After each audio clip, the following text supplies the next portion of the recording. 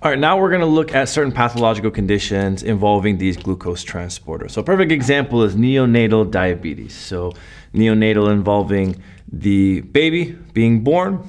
All right. So the insulin that is regulated is secreted. One of the biggest problems of diabetes is lack of appropriate insulin secretion or production, right? And so all the insulin is produced where? The insulin is produced in the pancreas. What region of the pancreas? Islet of Langerhans. What specific cell type? The beta cells, right? So the specific glucose transporter that's involved with carrying sugar into the pancreas is called GLUT2. All right, so we learned about GLUT2 before. And so GLUT2 allows for sugar to come into the pancreas for some kind of cellular respiration. All right, so GLUT2 allows for this. One thing that's really important to understand is insulin is highly dependent on ATP production. All right, high ATP production causes actual regulation of insulin.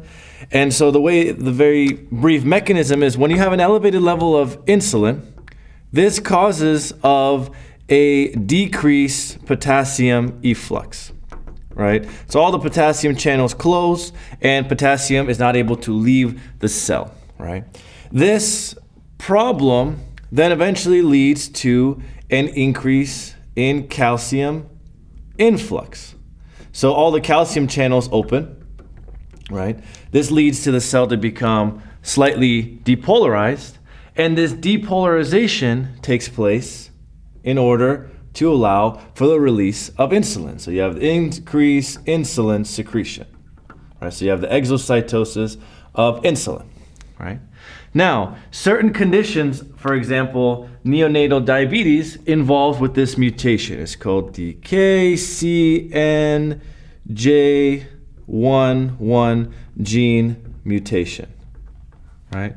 So this mutation causes these potassium channels that have been closed due to the increased ATP to remain open. So now, if the potassium channels remain open, this cell repolarizes, right? So all this calcium is going out of the cell, is becoming more negative.